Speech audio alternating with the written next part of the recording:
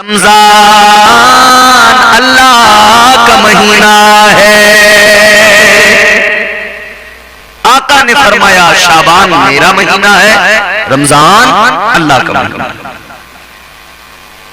मेरे मुस्तफा जाने रहमत के प्यारे दीवानों, रमजान आता है अल्लाह का मेहमान बनकर आता है। रमजान की आमद है, दिल शाद किया जाए। रमजान की आमद है, दिल शाद किया जाए। नेकी की फजाओं को आबाद किया जाए। नेकी की फजाओं को आबाद किया जाए। माहे रमजान मुबारक तशरीफ लाने वाला, इस्तकबाल करना है हमें गर्मजोशी के साथ। मुस्तफा जाने रहमत के प्यारे दीवानों, माहे रमजानुल मुबारक की बरकतें, अजमतें, रहमतें, रिफातें, शौकतें क्या है? मेरे मुस्तफा करीम सल्लल्लाहु ताला अलैहि वसल्लम ने फरमाया शाबान मेरा महीना है, रमजान अल्लाह का महीना है। हमारे यहाँ मेहमान आते हैं, हम घरों को सजाते हैं, साफ करते हैं, अच्छा एहतमाम, उम्दा इंतजाम करते हैं मेहमान के लिए। मेहमान जरा स्पेशल हो, बहुत खास हो, फिर घरों पे कलर भी होता है। मेहमान को रिसीव करने के लिए गाड़ी भी जाती है, जैसा मेहमान वैसा इंतजाम। ताजदारे मदीना वाली कायनात मुस्तफा जाने रहमत के प्यारे दीवानों, तुम्हारा और मेरा मेहमान ये भी मेहमान है, मगर ये मेहमान अपनी जगह। अल्लाह ताला का मेहमान जो हमारे दरमियान आ रहा है वो रमजान है। ये बड़ी बरकतें लेके आ रहा है, रहमतें लेके आ रहा है, रब की रजा लेके आ रहा है, रब का प्यार लेके आ रहा है। अल्लाह ताला का मेहमान आ रहा है। अपने मेहमान के लिए जो तैयारियां करते हो उससे ज्यादा रब के मेहमान के लिए तैयारियां करो। माहौल अभी से बनाओ, पूरी तरह तैयार हो जाओ। खुद भी गुनगुनाओ, खुद भी कहो कि रमजान आ रहा है, एक दूसरे को मुबारकबादियां भी पेश करो। और बच्चे भी वही तराने गाएं जो हर साल गाते हैं। छोटे छोटे बच्चे हमारे अल्हम्दुलिल्लाह गुनगुनाते फिरते हैं ना, मैं भी रोजा रखूंगा या अल्लाह तौफीक दे, मैं भी रोजे रखूंगा या अल्लाह तौफीक दे, नमाज़ें पढ़ने जाऊंगा या अल्लाह तौफीक दे। गुनगुनाइए नगमात, खुश होइए, मुस्कुराइए, अपनी किस्मतों पर फख्र कीजिए कि एक और रमजान शायद हमारी किस्मत में है। जिंदगी अल्लाह ताला से दुआ भी कीजिए, या अल्लाह जिंदगी सलामत रख, ये रमजान और हमें मिल जाए, इस रमजान की बरकतें हमें मिल जाए। भरोसा कोई नहीं जिंदगी का। ये रात है, गुजरेगी, फजर आएगी, पता नहीं हम फजर की नमाज पढ़ेंगे, ये भी हो सकता है कि हमारी नमाज पढ़ी जा रही है। जिंदगी का तो भरोसा नहीं है, मगर रमजान आया है प्यारे, तो अल्लाह से दुआ कीजिए, रमजान है मालिक, तू हमें माहे रमजान की बरकतों से माला माल फरमा। देखिए मैं आपको बताता हूं रमजान की बरकतें, रमजान की फजीलतें क्या है। ताजदारे मदीना वाली कायनात मुस्तफा जाने रहमत के प्यारे दीवानों, जरा गौर करो। माह रमजानुल मुबारक की शान ये कि इस माह मुबारक के अंदर नफल का सवाब बढ़ाकर फर्ज के बराबर कर दिया जाता है और फर्ज का सवाब 70 गुना बढ़ा दिया जाता है। किस कदर अल्लाह बंदों पर मेहरबान होता है। नफल का सवाब फर्ज के बराबर, फर्ज का सवाब 70 गुना बढ़ जाता है। रब की रहमतें किस दर्जा बंदों पर मुशफिको मेहरबान है। रब का करम किस दर्जा बंदों पर बरसता है। रोजादार ने रोजा रख लिया, उसके मुंह से जो बू आती है, फरमाया मेरे मदनी करीम आका ने रोजेदार के मुंह की बू अल्लाह ताला को मुझको अंबर से ज्यादा प्यारी है। ऐ रोजेदार अपनी किस्मत पे नाज कर, अपने मुकद्दर पे फख्र कर। रोजे के आलम में तेरे मुंह से जो बू निकलती है वो अल्लाह को मुझको अंबर से ज्यादा प्यारी है, मुझको अंबर से ज्यादा पसंदीदा। ये शरफ कैसे मिला? ये रोजे की बरकत से मिला। ये शरफ कैसे मिला? ये माह रमजानुल मुबारक का फैज है। ताजदारे मदीना वाली कायनात मुस्तफा जाने रहमत के प्यारे दीवानों, गौर करो और क्या क्या बरकतें हैं रमजान की। रमजान आता है, जन्नत के दरवाजों को खोल दिया जाता है। रमजान आता है, दोज़ख के दरवाजों को बंद कर दिया जाता है। रमजान आता है, शयातीन को कैद कर दिया जाता है। मैदान खाली, अब कोई रोकने वाला नहीं, भटकाने वाला नहीं, गुमराह करने वाला नहीं। अब दिल खोल के इबादत कर लो, शैतान कैद कर दिया गया है। किस शान के साथ आता है रमजान। परवरदिगार का करम रिमझिम बरसता रहता है। साल भर में बड़े बड़े अमीर जो चीजें नहीं खा पाते,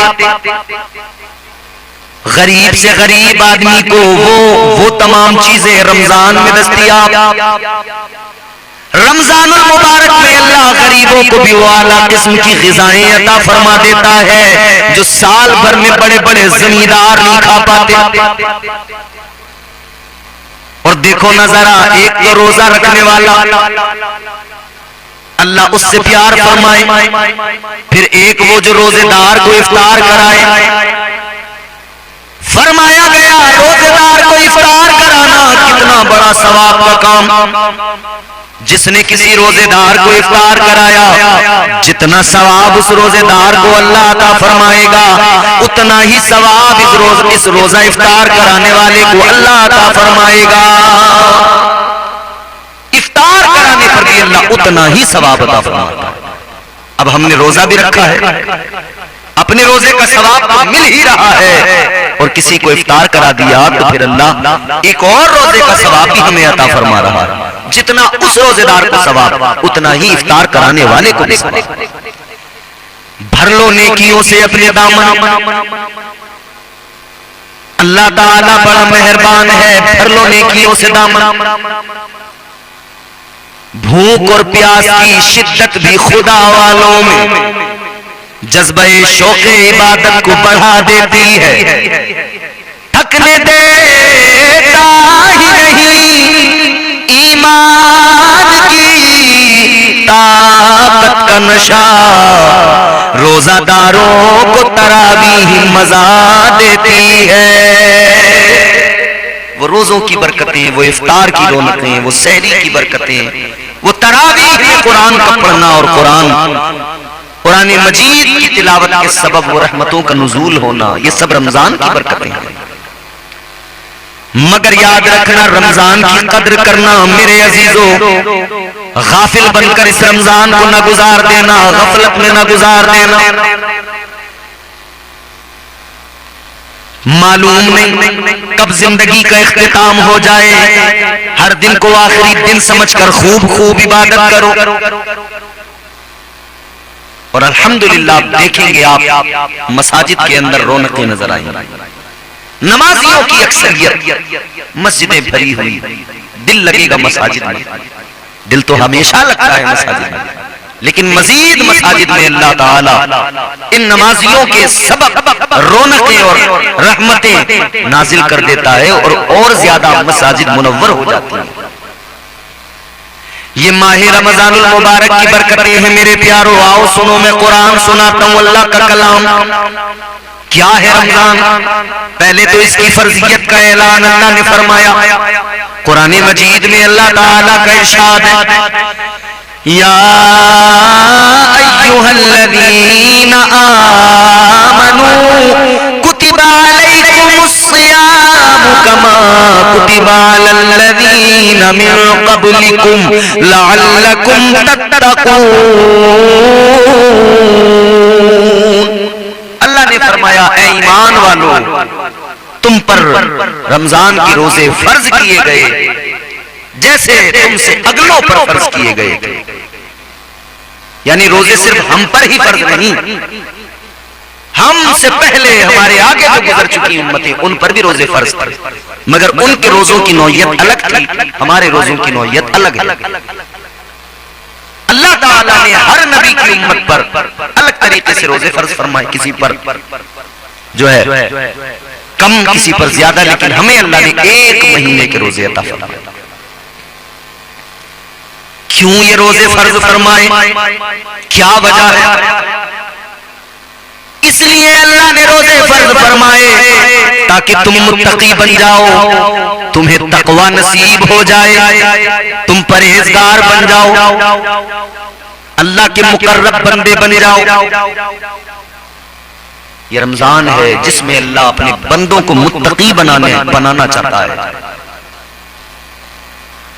अगले मकाम पे अल्लाह ताला ने कुरान मजीद में फरमाया, शहरु रमज़ान अल्लज़ी उन्ज़िला फ़ीहिल क़ुरआन हुदल लिन्नासि व बय्यिनातिन मिनल हुदा वल फ़ुरक़ान।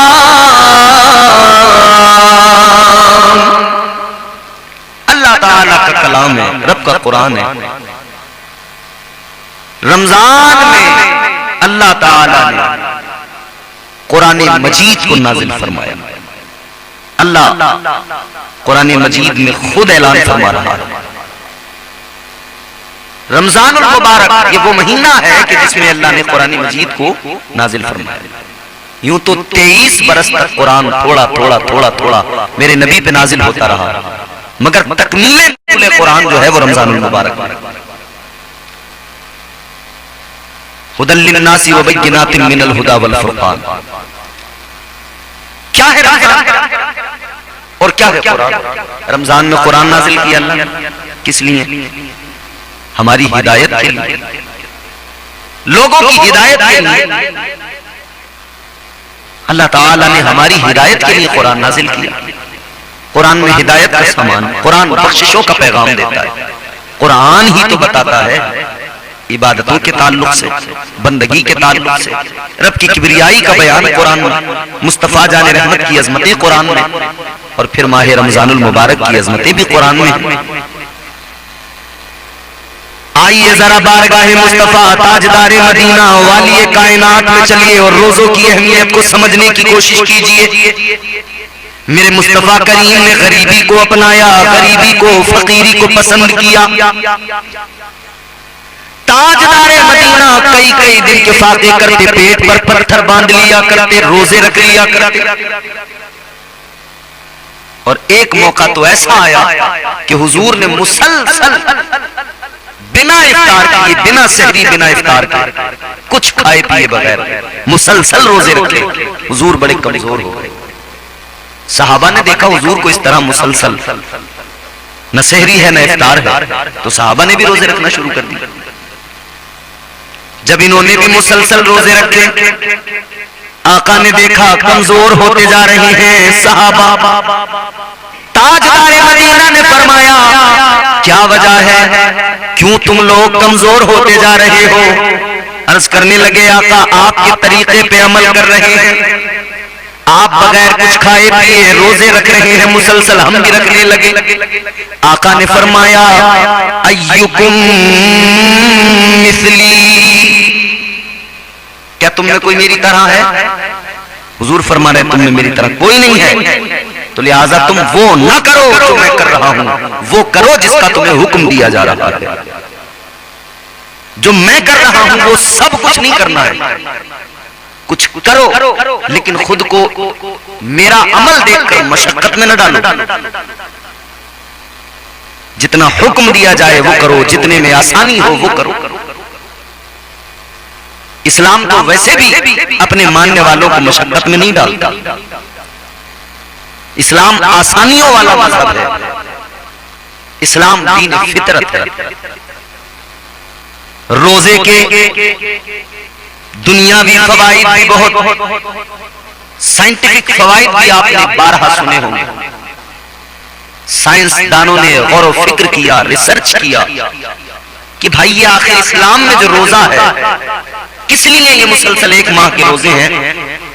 धर्म का हिस्सा तो है, हुक्म खुदा तो है, मगर इनका कोई ना कोई साइंटिफिक फायदा भी होगा। तो जब रिसर्च किया गया, गौर व फिक्र किया गया, तो पता लगा कि बंदा अगर साल में 30 दिन बिना कुछ खाए पिए अपने दिन गुजारे मुसलसल 30 दिन तक रोजे रख ले, दिन में कुछ ना खाए कुछ ना पिए, तो साइंस की तहकीक कहती है कि जिस्म के अंदर जो बीमारियां पैदा हो रही होती हैं उनका खात्मा हो जाता है, और बिलखुसूस कैंसर अगर है तो कैंसर का खात्मा हो जाता है। और अभी मौजूदा मामला भी चंद दिनों पहले का, एक हमारे यहाँ क्रिकेटर हुए, पंजाबी कमेंटेटर भी हुए, अभी भी हैं, और सियासतदान भी हैं। सिद्धू नाम है उनका, कैंसर हो गया उनकी गालिबन बीवी को। कैसे रिकवर किया? कैंसर का तो इलाज नहीं। इस्लाम के अंदर जो रोजा है, इस इबादत को देखा, गौर किया, तो उन्होंने इसी को अपनाया। 1 महीने के अंदर रिकवरी हो गई, कैंसर खत्म हो गया, इलाज हो गया। यानी जिस तरह रमजान में एक डाइट का सिस्टम होता है, वैसा ही डाइटिंग सिस्टम उन्होंने बनाया और दिन भर भूखा रखते थे बीवी को। बिल्कुल इसी तरह की डाइट सेट की, और नतीजा क्या निकला? कैंसर खत्म हो गया। तो लोगों, वो मुसलमान तो नहीं, एक सिख है। जब वो तुम्हारे मजहब की खूबी को देखकर फायदा उठा सकता है, तो आप और हम भी रोजा रखकर दीनी और दुनियावी दोनों फायदे हासिल कर सकते हैं। दुनियावी फायदा ये कि बीमारियों से बचेंगे, और आखिरत में अल्लाह जन्नत नसीब फरमाएगा, जन्नत अता फरमाएगा। बड़े फवाइद हैं रोजे। रोजा रखने वाला जब रोजा रखता है, कोई भी आदमी जब कोई काम करता है तो उसे उसके इवज कुछ न कुछ मिलता जरूर है। हर अमल की कोई न कोई, हर अमल की कोई न कोई जज़ा है, बल्कि यूं कहिए हर अमल की जज़ा जन्नत है, हर नेक अमल की जज़ा। नमाज, आप नमाज पढ़े, क्या है जज़ा? जन्नत। ज़कात देने वाला खुश हो जाए, क्या है जज़ा? जन्नत।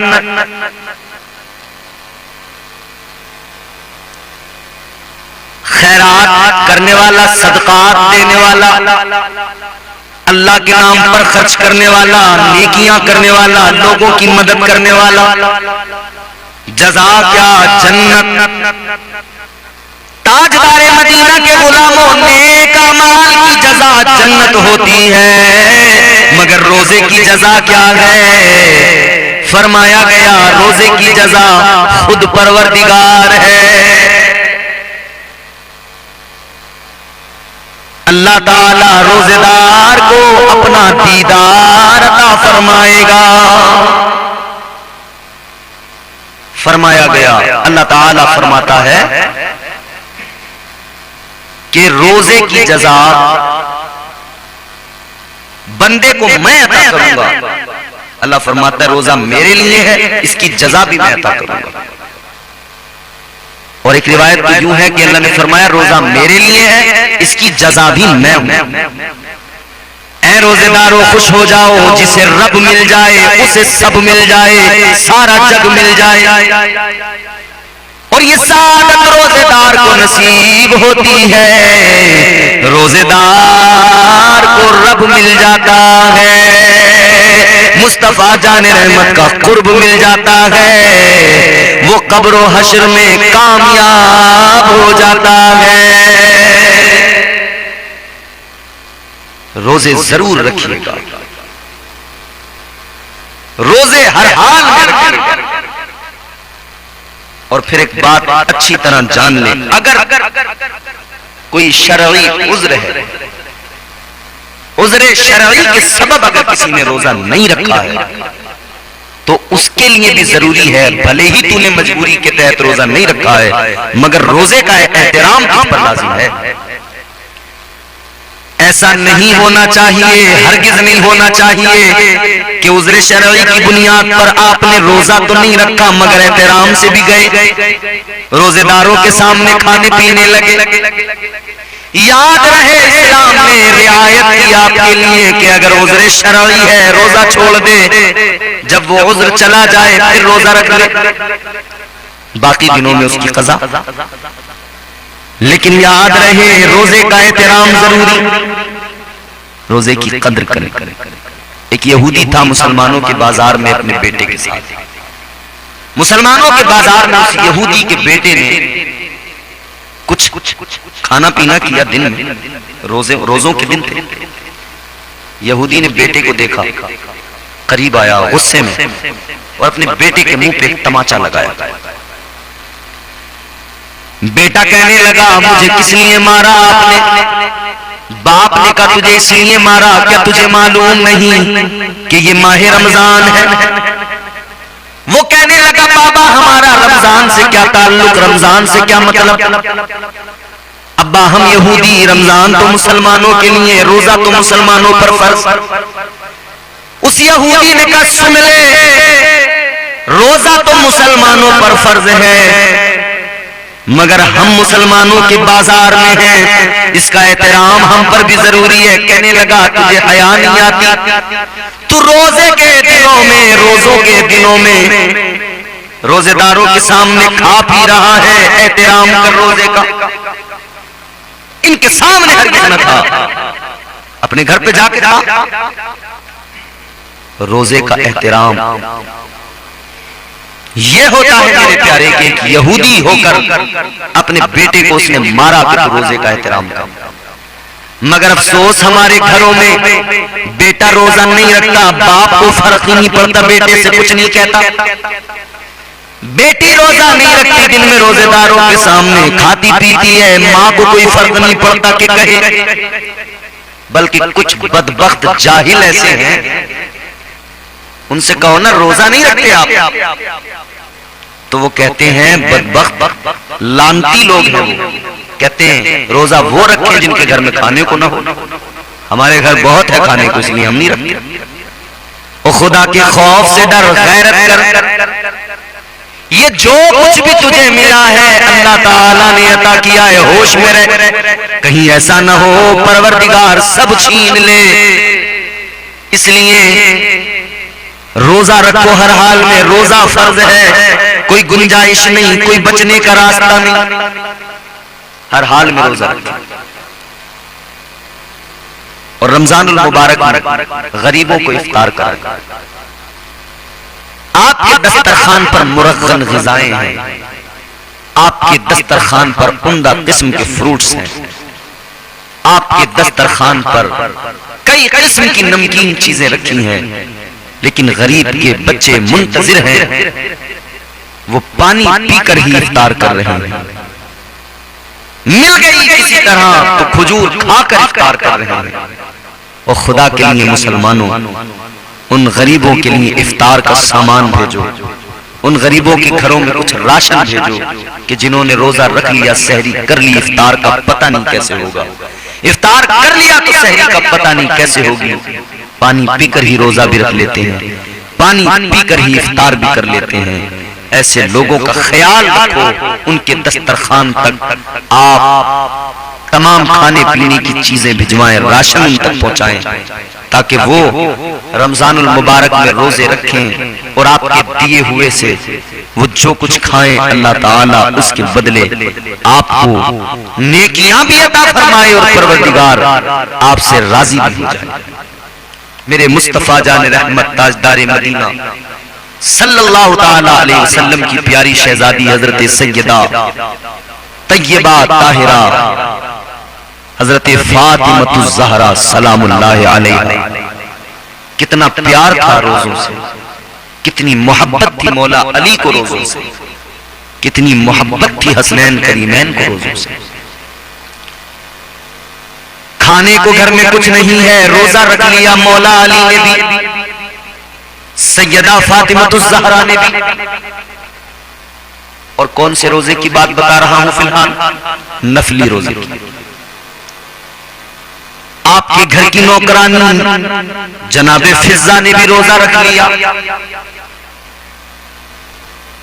सैयदा का रोजा, मौला अली का रोजा, हसनैन करीमैन का रोजा, रोजे के आलम में दिन गुजारा, वक्त इफ्तार का आ गया, दस्तरखान लगाया गया, चंद खजूरें हैं दस्तरखान पर हैं, बैठ गए।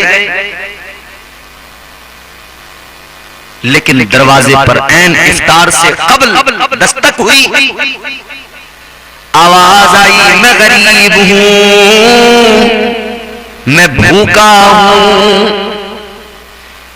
कोई मुझे खाने को कुछ दे दो। दरवाजे पर साइल आ गया, मैं भूखा हूं, मुझे खाने को कुछ दो। सैयदा तय्यबा मखदूम कायनात ने अपने दस्तरखान से खजूरें उठाई, खाने की चीजें उठाई, जनाबे फिजा को देकर कहा कि लो दरवाजे पर साइल है, देकर आ जाओ। अब खुद इफ्तार कैसे करें? पानी पीकर इफ्तार कर लिया। हाय, हम तो आला किस्म की ग़िज़ाएं खाते हैं फिर रोजे नहीं रखते। सैयदा तय्यबा हजरत फातिमा ज़हरा ने पानी पीकर इफ्तार कर लिया, मौला अली ने पानी पीकर इफ्तार कर लिया, हसनैन करीमैन ने पानी पीकर इफ्तार कर लिया, जनाब फिजा ने पानी पीकर इफ्तार कर लिया। अगला दिन हुआ सहरी की, फिर खाने को कुछ नहीं, जैसे भी हुआ रोजा रखा। इफ्तार का वक्त आया, मौला अली कुछ इंतजाम करके लाए, फिर दस्तरखान पर रखा गया। फिर साइल ने आवाज लगा दी, अल्लाह के नाम पर मुझे खाने को कुछ दे दीजिए। सैयदा ने फिर उठाया, फिर सारा दे दिया, फिर पानी से सबने इफ्तार कर लिया। तीसरा रोजा भी इसी आलम में रख लिया। इफ्तार के वक्त फिर साइल आया, सैयदा ने फिर अपने दस्तरखान का जो कुछ था उठाकर उस साइल को दे दिया। ये मुस्तफा की शहजादी हैं, ये मेरे आका के दामाद अली हैं, ये मेरे मुस्तफा के नवासे हसनैन करीमैन। रोजों से इतना प्यार है, जब नफली रोजों का इतना प्यार, चेहरे को देखा, हज़रत अबू बकर सिद्दीक़ को बच्ची पे प्यार आया, आपने प्यार फरमा के फरमाया, ऐ बच्ची तेरे अब्बा बिल्कुल ठीक है।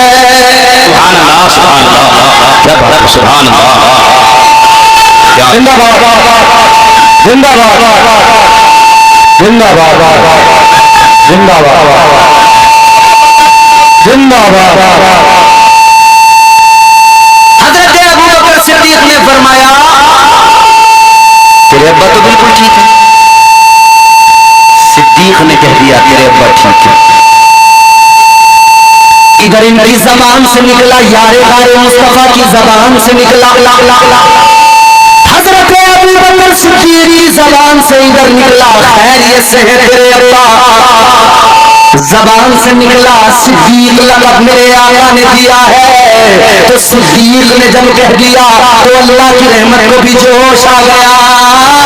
परवरदिगार आलम ने मौत के फरिश्ते को हुक्म दे दिया, ये जो तूने रूह निकाली है वापस इसके कालिम में डाल दे, क्योंकि अब बात सिद्दीक की आ गई है, बात मेरे यार के आशिक की आ गई है, बात मेरे महबूब के प्यारे की आ गई है। अल्लाह अकबर कबीरा, अल्लाह ने फरमा दिया, अब मेरे सिद्दीक ने कह दिया है ठीक है, तो अब वो ठीक ही है। अल्लाह ने उस शहीद को दोबारा से जिंदगी अता फरमा दी।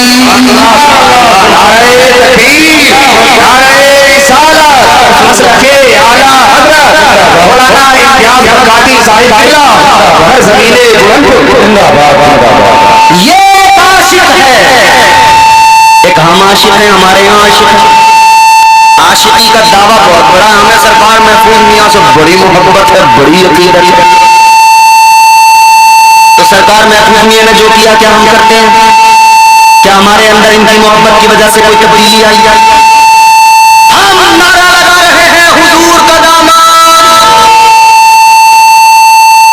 नारा लगाते हो ना, हुजूर का दामन नहीं छोड़ेंगे। अरे बोलो, अरे डरते क्यों हो? कोई पीछे खड़ा है, बंदे छोड़ेंगे भी नहीं, कोई नहीं छोड़ेगा। पीछे कोई खड़ा है, किसी का डर है? नहीं है ना डर। अरे मोमिन है हम, डरते नहीं किसी से, ईमान वाले हैं। ईमान की ताकत बड़ी ताकत है, डरने नहीं देती। ईमान की ताकत डरने नहीं देती, तो डरो मत, जोर से नबी का नारा लगाओ, हुजूर का दामन नहीं छोड़ेंगे। अब सारे नौजवानों ने हाथ उठा दिया, मगर ये समझ रहे थे कि बोलेंगे तो मौलवी पकड़ेगा, इसीलिए तो नहीं बोलेगा। अब साहब ये दामन कौन सा है? कुर्ते वाला, कपड़े वाला दामन है, कैसे पकड़ रखा हो, इसे नहीं छोड़ेंगे। नहीं, इसका मतलब ये हम हुजूर का तरीका नहीं छोड़ेंगे, हुजूर का तरीका नहीं छोड़ेंगे, हुजूर का मिशन नहीं छोड़ेंगे। तो नारा तो लगा दिया, हुजूर का मिशन नहीं छोड़ेंगे, हुजूर का तरीका नहीं छोड़ेंगे। अब अपने आप को देख लें, दाढ़ी रखना हुजूर का तरीका छोड़ दिया कि नहीं छोड़ दिया? बोलो, अरे छोड़ा कि नहीं छोड़ा? ताजदारे मदीना से प्यार का दावा, मगर दाढ़ी अपनाने को तैयार नहीं।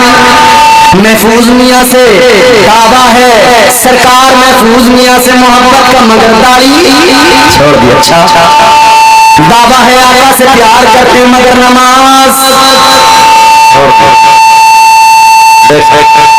नमाज के करीब जाने को तैयार नहीं। गिने चुने चंद बूढ़े बुजुर्ग नमाजी हैं मस्जिदों के अंदर, घर से रिटायर, काम से रिटायर, मस्जिद में। अच्छा, मुबारकबाद मस्जिद में आने वालों को, मगर मेरे अजीजों, जवानी की इबादत का अपना अलग मजा है, जवानी की इबादत का अलग ही लुत्फ है। अभी ये हुज्जाज हाजी लोग जा रहे हैं, काबे का तवाफ, सफा मरवा की सई, उसके बाद में फिर ये मिना, मैदान अरफात जाना, मिना जाना, मुज़दलिफा जाना, ये तमाम जो अरकाने हज है, इसमें चलना है, मेहनत है। काबे का तवाफ अगर आप कर रही हैं ना, तो अगर काबे के करीब में आप हैं तब तो वो राउंड छोटा हो जाता है, और अगर आप भीड़ के सबब पीछे हैं तो वो राउंड बड़ा हो जाता है। वो चक्कर, फिर 7 चक्कर, और एहराम पहने हुए नहीं हैं तो फिर वहां की पुलिस आपको मताफ में अंदर नहीं जाने देगी, ऊपर पहुंचा देंगे। यानी सिर्फ एहराम पहने हुए इंसान अंदर जाएगा, बाकी ऊपर अगर यूं ही तवाफ करने गया है तो ऊपर वाला फिर वो जो तवाफ है, वो जो चक्कर है, वो और लंबा, 7 चक्कर उधर के लगाए, फिर आ गए सफा मरवा की तरफ, 7 चक्कर इधर लगाए, फिर वहां से चले, तो ये 7 चक्कर इधर, 7 चक्कर उधर। मियां पहले उम्रे में तो कोई बात नहीं था, मगर दूसरे तीसरे पे ये पैर जो है ना दर्द करने लगते हैं। तो जब जवानों का ये हाल होता है तो सोचो बुजुर्गों का, कमजोरों का, तो मजा जवानी में है ना, ताकत रहे। ये तो अल्लाह का करम है कि बूढ़े भी जाते हैं तो अल्लाह उन्हें इतनी ताकत दे देता है कि वो काबे का तवाफ भी कर लेते हैं, सफा मरवा की सई भी कर लेते हैं, हज करने गए हैं तो मीना मुज़दलिफा भी चले जाते हैं, जमरात पे जाकर पत्थर भी मार देते हैं, और ये जो है मीना में भी चले जाते हैं, सब कर लेते हैं। ये तो अल्लाह का करम है। मगर जवान बंदा जाए, तंदुरुस्त हो जाए, जवाना जाए तो उसका मजा ही अपना अलग होता है, उसका लुत्फ ही अलग होता है। इसी तरह मस्जिद में बुजुर्ग जाए, नमाज पढ़े, घर में पढ़े, बुजुर्ग बेचारा फिर भी जरा सा उसको उठने बैठने में प्रॉब्लम होगी, लेकिन जो जवानी की इबादत है, जो जवानी की इबादत का लुत्फ है वो अपनी जगह अलग है। जो जवानी की इबादत का मजा है उसकी बात ही अलग है। तो जवानों, ये नमाज इसलिए नहीं कि जब हम बूढ़े होंगे तब नमाज पढ़ेंगे, बल्कि जवानी की नमाज का मजा ही अलग है, जवानी की इबादत का मजा ही अलग है। और सोच जरा मेरे प्यारे, तू आज कहता है कि भाई जवान है अभी, बुढ़ापे में अल्लाह अल्लाह कर लेंगे, क्या तू जानता है कि जब तक तुझको बुढ़ापा आएगा तो दुनिया में जिंदा रहेगा? क्या ये भरोसा है पूरा? पक्का पता है? जी नहीं। पहले अगर टपक गए तब कितने जवान देखे नहीं चले गए। तो दावा तो मोहब्बत का है मगर काम देखो तो अजीब है, कामों में झलक नजर नहीं आती इश्क की। ऐ इंसान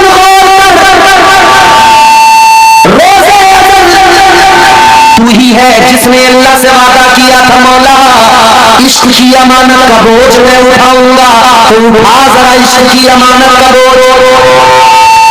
अल्लाह ताला ने फरमाया था इंसान अगर तू इश्क की अमानत का बोझ उठाने के लिए तैयार है तो इतना जान ले इश्क में इम्तिहान होते हैं। या अल्लाह कैसे इम्तिहान है? अर्ज किया मौला कैसे इम्तिहान है? इधर देखो, इधर पीछे क्या है? या अल्लाह इम्तिहान कैसे है? तो परवरदिगार आलम का ऐलान हुआ, इंसान सुन ले, इम्तिहान तो लिए जाएंगे, जन्नत से निकाला जाएगा, इम्तिहान होगा। अर्ज कर दिया इंसान ने, मौला मैं तैयार हूँ।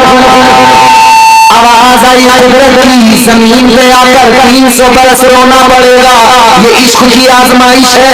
कह दिया इंसान ने, या अल्लाह मैं रोने को तैयार हूँ। कुदरत की आवाज आई, फिर दुनिया के अंदर काम काज करना पड़ेगा, मेहनत करके कमा के खाना पड़ेगा, ये भी इम्तिहान है। अर्ज कर दिया मौला मैं तैयार हूँ। अल्लाह ताला ने फरमाया, आवाज आ गई कुदरत की, इंसान सुन ले, इम्तिहान लिया जाएगा, तुझे यूसुफ बनाकर बाप से जुदा किया जाएगा, कुएं में डाल दिया जाएगा, इम्तिहान होगा। अर्ज कर दिया मौला बाप से जुदा होने को तैयार हूँ, इश्क में कुएं में जाने को तैयार हूँ। आवाज कुदरत की आई, इंसान तुझे जो है याकूब बनाकर जुदाई का गम दिया जाएगा, यूसुफ की जुदाई में रोना पड़ेगा, आंखों का नूर भी चला जाएगा। अर्ज कर दिया ऐ मौला रोने को तैयार हूँ, या अल्लाह इम्तिहान देने को तैयार हूँ। आवाज कुदरत की आई, सुन ले, इम्तिहान होगा, यूनुस बनाकर मछली के पेट में रखा जाएगा, उसमें भी रहना पड़ेगा। अर्ज कर दिया मौला मछली के पेट में रहने को तैयार हो। आवाज कुदरत की आ गई, मजीद इम्तिहान होंगे, इब्राहिम बनाकर आग में डाला जाएगा। अर्ज कर दिया में जाने को तैयार हूँ। आवाज कुदरत की आ गई, इम्तिहान लिया जाएगा, आजमाइश होगी। अल्लाह ने फरमाया इम्तिहान लिया जाएगा, आजमाइश होगी। बेटा होगा बड़ा प्यारा शहीदा के करीब, मगर एक वक्त आएगा बेटे की गर्दन पे छुरी चलाना पड़ेगा। अर्ज कर दिया मौला इश्क में इस इम्तिहान से भी गुजरने को तैयार हो। या अल्लाह मैं तैयार हूँ आजमाइशों से गुजरने को। तो अल्लाह ताला ने फरमाया इम्तिहान रुकेगा नहीं, आगे भी चलेगा। या अल्लाह आगे क्या फरमाया, कुदरत की आवाज आई, फिर आखिरी पैगंबर बनाकर महबूब बनाकर दुनिया में लिबास बशरियत में भेजा जाएगा। तबलीग करते हुए पत्थर भी खाने पड़ेंगे, राहों में कांटे बिछाए जाएंगे, बर्दाश्त करना पड़ेगा, इश्क में आजमाइशों से गुजरना पड़ेगा। अर्ज कर दिया मौला इस इम्तिहान के लिए भी तैयार हूँ, या अल्लाह आजमाइश के लिए तैयार हूँ। आवाज कुदरत की आई, फिर एक दिन आएगा इम्तिहान होगा, करबला जाना पड़ेगा, करबला में पहुंचकर इम्तिहान देना होगा। अर्ज कर दिया मौला करबला जाने को तैयार हूँ, इम्तिहान देने को तैयार हूँ। आवाज आई बेटों को कुर्बान करना पड़ेगा। अर्ज किया मौला कुर्बान करने को तैयार हूँ। कुदरत की आवाज आई जवान भी जाएगा, बच्चा भी जाएगा, शहीद होंगे बेटे। कह दिया या अल्लाह तैयार हूँ। आवाज कुदरत की आई इम्तिहान रुकेगा नहीं, इश्क की आजमाइश है। खुद भी अपना सर सजदे में रखकर खुद को भी शहीद होना पड़ेगा। अर्ज कर दिया मौला खुद भी शहीद होने को तैयार हूँ। आवाज कुदरत की आई इम्तिहान रुकेगा नहीं, कटा हुआ सर नेज़े पे कलम किया जाएगा। अर्ज कर दिया मौला सर कट जाए नेज़े पे चढ़ जाए, नेज़े पे चढ़ने को तैयार हो। तो अल्लाह ने फरमाया अगर तू इतना इम्तिहान देने को तैयार है, इश्क में इतनी आजमाइशों के लिए तैयार है, तो सुन ले इंसान सर कटेगा तेरा मेरी मोहब्बत में नेज़े पे चढ़ेगा। मगर जब नेज़े पे चढ़ जाएगा तो इज्जत भी ऐसी दूंगा, सर कटा हुआ नेज़े पे होगा और ज़बान पर कुरान की तिलावत जारी कर दूंगा। इसका बहुत जवाब फरमाया गया। अल्लाह ताला ने हुस्न के 10 हिस्से फरमाए। कितने? जोर से बोलो। 10।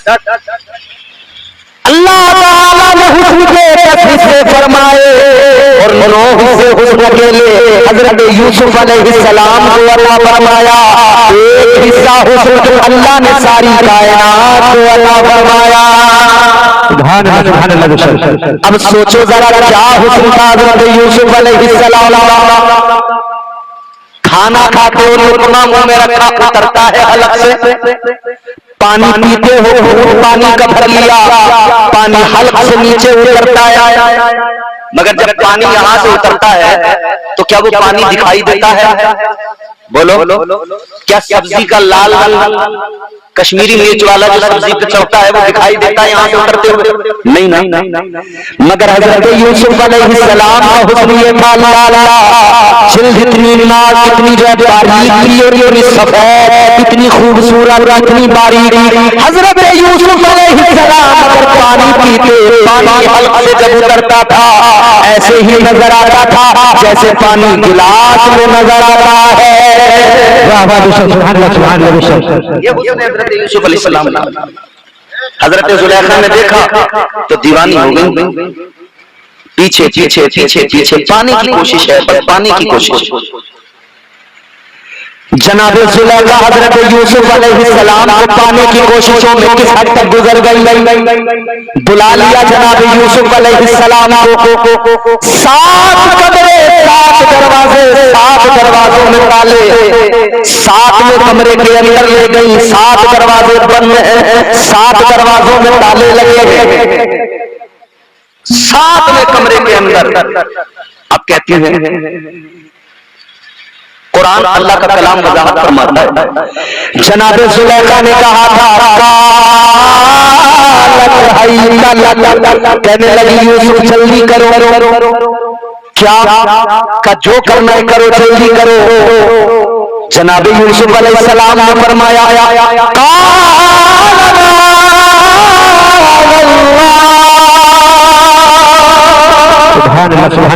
फरमाते मैं अल्लाह का पनाह चाहता हूँ, अल्लाह का पनाह मांगता हूँ। जनाब जुलेखा ने दुपट्टा लिया, कमरे के अंदर एक बुत रखा हुआ था, उस पे कपड़ा डाल दिया। हजरत यूसुफ अलैहिस्सलाम ने फरमाया जुलेखा ये क्या किया? कहने लगी ये मेरा खुदा है, ये मेरा माबूद है, कपड़ा इसलिए डाला हम जो कुछ भी करें ये न देखे। इतना सुना हजरत यूसुफ ने फरमाया ऐ जुलेखा ये तेरा खुदा है, कपड़ा डाल दो नहीं देखता, मगर मेरा परवरदिगार वो है 7 सालों के अंदर भी देखता है। मेरा खुदा तो हर हाल में देख रहा है। हुस्न पे मरने वालों जब ये आंखें खता करती हैं तो ख्याल किया करो अल्लाह देख रहा है।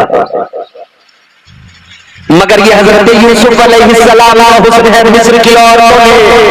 अच्छा ये सानेहा जब हुआ, ये मामला जब हुआ तो इसके बाद में हजरत यूसुफ अलैहिस्सलाम दरवाजे की तरफ दौड़े।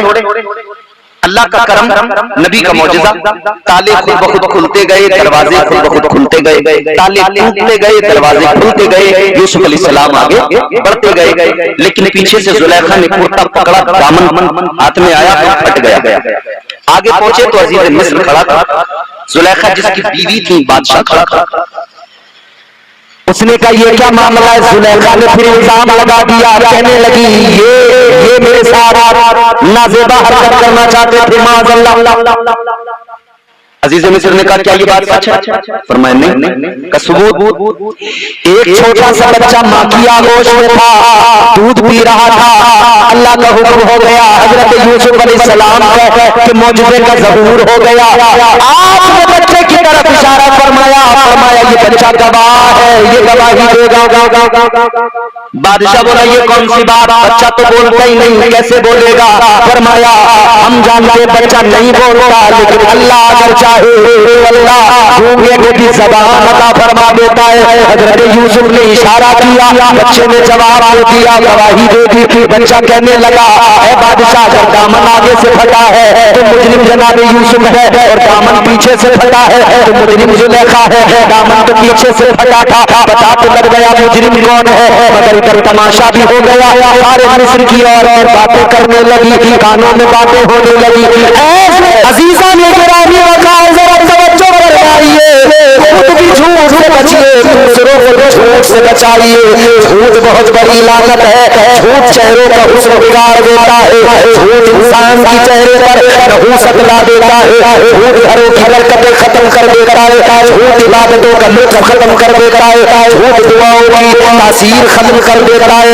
बड़े नुकसान है झूठ के, याद रखना झूठ से बचना जरूरी है, और जितना झूठ से बचना जरूरी उतना ही झूठों से बचना जरूरी। बेशक बेशक, सुभान अल्लाह।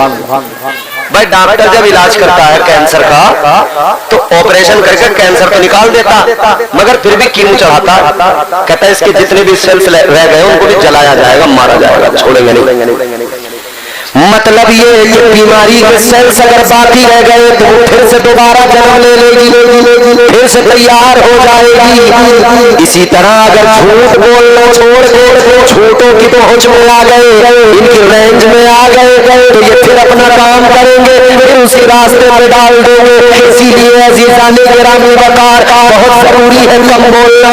इसीलिए तो कहा गया अपने अल्फाज को बोलो तो बहुत अच्छा हो, फिर बहुत सोच बोलो तो बहुत अच्छा हो। माशाअल्लाह माशाअल्लाह, बहुत।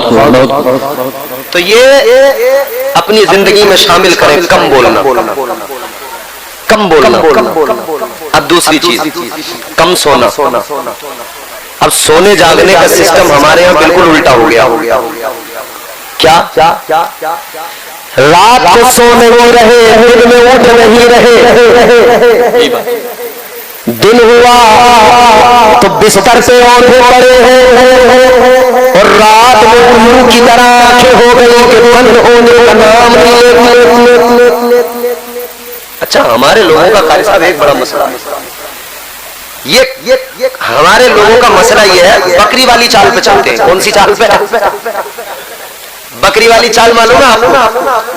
बकरियां गांव में पलती होंगी, आप बाजार के दिन बकरी को लेकर चलो बाजार की तरफ, या यूं ही घर से कहीं लेकर चलो रस्सी पकड़ के आगे, तो आप आगे रस्सी पकड़ के चलेंगे तो बकरी चलने को तैयार नहीं होगी, ब्रेक लगा देगी, और ऐसे ब्रेक लगाएगी कि आगे को हिलेगी नहीं। पावर ब्रेक जैसे लग जाता है ना गाड़ी में, वैसा ब्रेक। बैठ जाओ, आराम से बैठ जाओ सब लोग इत्मीनान के साथ में। माशाअल्लाह देखो कितने लोग आए, अल्लाह ताला सलामत रखे। अल्लाह जोर से मोहब्बत से कहते हो सुभान अल्लाह।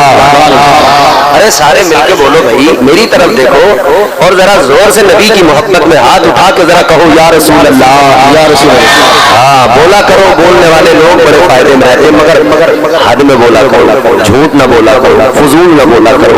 अल्लाह रसूल का जिक्र जितना करना है करते जाओ, अल्लाह रसूल की बातें जितनी करनी है बोलते जाओ, करते जाओ, क्योंकि ज़बानें अल्लाह के जिक्र से पाक हो जाती है। तो बकरी को आगे खींचो तो वहीं रुक जाएगी, बढ़ने को तैयार नहीं होगी, तो उसकी कैफियत को देख के लगता है कि ये पीछे को जाना चाहती है। ऐसे तो लगता है कि आगे नहीं जाना चाहती, पीछे जाना चाहती है। लेकिन मेरे अजीजों बकरी को उठाकर घुमाओ दूसरी तरफ, पीछे की तरफ मुंह कर दो। अब उधर को लेकर चलो तो उधर को भी चलने को तैयार नहीं होगी, फिर पीछे को जोर लगाए, आगे खींचो तब पीछे को जोर लगाएगी, और फिर उस तरफ को पीछे को खींचो तो दूसरी डायरेक्शन वो नहीं पकड़ेगी जिसमें आप ले जाना चाहेंगे। वही हमारी कौम का हाल है, जिस डायरेक्शन पे इस्लाम ले जाना चाहता है बकरी की तरह बिल्कुल ब्रेक लगा देते हैं, चलते नहीं उधर को। इस्लाम कहता नमाज की तरफ आओ, मस्जिद की तरफ आओ, आका का ऐलान होता है, मुस्तफा फरमाते नमाज मेरी आंखों की ठंडक है, आओ नमाज की तरफ। तो बकरी वाली चाल पे आ गए, ब्रेक लगा दिया। इमाम साहब ऐलान कर रहे हैं, हय्या अलस सलाह, हय्या अलल फलाह, आई नहीं रही। अच्छा, अब मसला ये था, टेस्ट नहीं हुआ था बहुत दिन से कि अगर इनकी डायरेक्शन चेंज की जाए फिर क्या होगा, तो वो लॉकडाउन में पता लग गया। जब डायरेक्शन चेंज की गई, लोग समझ रहे थे मस्जिद में आने में तो प्रॉब्लम हो रही है, नहीं आना चाह रहे नमाज को, तो इनकी डायरेक्शन मस्जिद से पीछे घर की तरफ करी, तो अब मस्जिद में भाग रहे, यानी पीछे ही चलेंगे, उल्टे ही चलेंगे, चाल उल्टी रहेगी। याद रखना मेरे अजीजों, वो तरीका अपनाओ जो बुजुर्गों का तरीका है। तो हमारे उल्टा हर मामले में उल्टा, रात अल्लाह ने आराम के लिए बनाई, तो रात में आंखें बंद नहीं करते, सोते नहीं, 12 बजना तो मामूली बात हो गया। वरना पहले लोग रात को 12 बजे एक नींद कंप्लीट करके उठते थे और फिर टाइम देखते थे, अरे आधी रात हो गई 12 बजे। और अब इतने से बच्चे माएं परेशान है, सो नहीं रहा, इतने से नहीं सो रहे। क्यों नहीं सो रहे? क्योंकि घरों का माहौल वैसा बना, रात को नींद नहीं, दिन में आराम कर रहे हैं, उल्टे पड़े हैं। याद रखना अजीजों, अल्लाह ताला ने रात आराम के लिए बनाई, दिन काम के लिए बनाया। जो अल्लाह ने निजाम दिया, जो अल्लाह ने निजाम शमसी अता किया, निजाम कमरी अता किया, उसके मुताबिक जिंदगी लेकर चलो, फायदे में रहोगे। अजीजाने गिराने वकार, रात में आराम करोगे, सुबह को उठोगे, जिसमें तवानाई होगी, जिस्म के अंदर चुस्ती होगी, जिसमें दम बराबर होगा, कोई बीमारी करीब नहीं आएगी। सुबह उठो, फजर की नमाज के लिए मस्जिद में चले जाओ, इमाम की इब्तिदा में फजर पढ़ लो, फजर के बाद में निकलो, अपने रोजी रोजगार के लिए निकल जाओ, अपने काम के लिए निकल जाओ। समझे सुबह का वक्त होता है, बंदा अपना रोजगार संभालता है, अल्लाह ताला उसमें निगाह रहमत डालता है, परवरदिगार उसकी कैफियत को देखता है। मेरा बंदा दिन होते ही मेरी इबादत करके अपने बच्चों की फिक्र में लग गया, अपने काम की फिक्र में लग गया, कारोबार की फिक्र में लग गया। याद रखो, जब ये अपने कारोबार में लगता है, अल्लाह ताला इसकी रोजी में बरकत अता फरमाता है। नारे तकबीर, नारे रिसालत, नारे हैदरी, नारे गौसियत, मसलके आला हजरत, फैज़ाने आला हजरत, फैज़ाने गौसे आज़म करीम क्या बरकात साहिबुल्लाह सुभान अल्लाह। मगर आज हमारी जिंदगी नेकियों से खाली है, बस हम तो मजे में दंग हैं, मजे में दंग। अभी भी देखो जलसे में बहुत सारे लोग मजे में दंग हैं, अपनी में लगे हुए हैं, अपनी मस्ती में। क्या जमाना आ गया, संजीदगी खतरे में है, खुद नुमाई का चलन है, सादगी खतरे में है। आ रही है समझ में? सुन ही नहीं रहे, समझ में कहां से आए? सुनोगे तब समझ में आएगी। जोर से बोलो सुभान अल्लाह। सुभान जो तौर है दुनिया का उसी तौर से बोलो, बहरों का इलाका है जरा जोर से बोलो। मुझे ऐसा लग रहा है मैं गुमो में आ गया। इस गांव के प्रधान से मेरी दरखास्त है, इस गांव की वोटर लिस्ट मुझे दी जाए, मैं इनकी सबकी जीप चढ़ाऊंगा। फिर से कह चुके, ये बोलते नहीं है, बड़े शर्मीले लोग। अल्लाह आपको सलामत रखे, आमीन। जोर से बोलो सुभान अल्लाह। तो हालात ये हैं हमारे कि हम यहाँ मौत की फिक्र नहीं, बस उल्टा करने में लगे, उल्टा करने में लगे। कितना उल्टा किया, सिस्टम पूरा गड़बड़ा गया। रात को सोते नहीं, दिन में उठते नहीं, और फिर कारी करार से आगे कह रहे हैं बच्ची काम में बिल्कुल भी समझ में नहीं आ रही, बरकत ही ना हो रही। हाफिज जी यारो कोई दुआ कर दो, काम न चल के दे रहा। रात में 3-3 घंटे तू मोबाइल में फिल्में देखेगा, फिर हाफिज जी तेरे लिए दुआ करेंगे तो क्या समझता है ऐसे काम हो जाएगा। अल्लाह को राजी कर, हाफिज जी राजी हो न हो, अल्लाह राजी हो जाए। इकरार हाफिज जी दुआई कर सकते हैं, या कोई भी मौलाना कारी इंतजार हो कोई भी दुआई तो कर सकते हैं।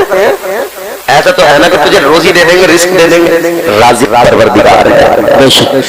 ये बात सही है, उलमा से दुआ कराए, ये बात सही है, इमामों से दुआ कराए, ये बात दुरुस्त है, उलमा से मोहब्बत रखे, मगर ये भी जरूरी है खुद अपनी जिंदगी को बदलने की कोशिश करे।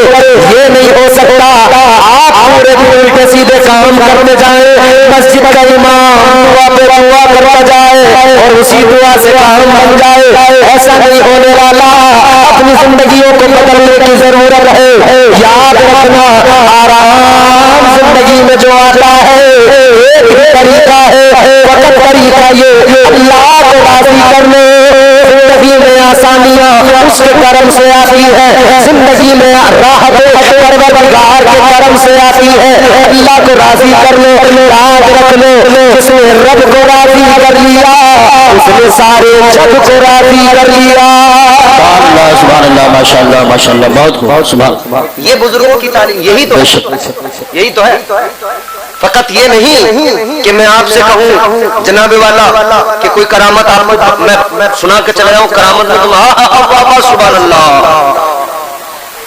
और सुबह को फिर अपना पैसे खर्च किए हैं, कम से कम इतना तो कर लो, इतना तो कम से कम कर लो। बहुत ज्यादा मैं ये तो नहीं कह रहा कि तुम आज की रात में वली बन के उठोगे यहाँ से, ना मेरे अंदर वो सलाहियत है और ना कौम में वो सलाहियत रही, तो ये तो नहीं हो सकता, मगर कम से कम इतना तो कर लो। अल्लाह के बंदो कल से नमाज ही पढ़नी शुरू कर दो। जिसकी दाढ़ी नहीं है वो दाढ़ी रखने लगे, जो झूठ बोलता है वो झूठी छोड़ दे, कम से कम इतना तो आदमी करेगा ना। तो याद रखना, धीरे धीरे चीजें बदलती है, इस उम्मीद के साथ हम भी लगे हैं, ये उलमा भी लगे हैं।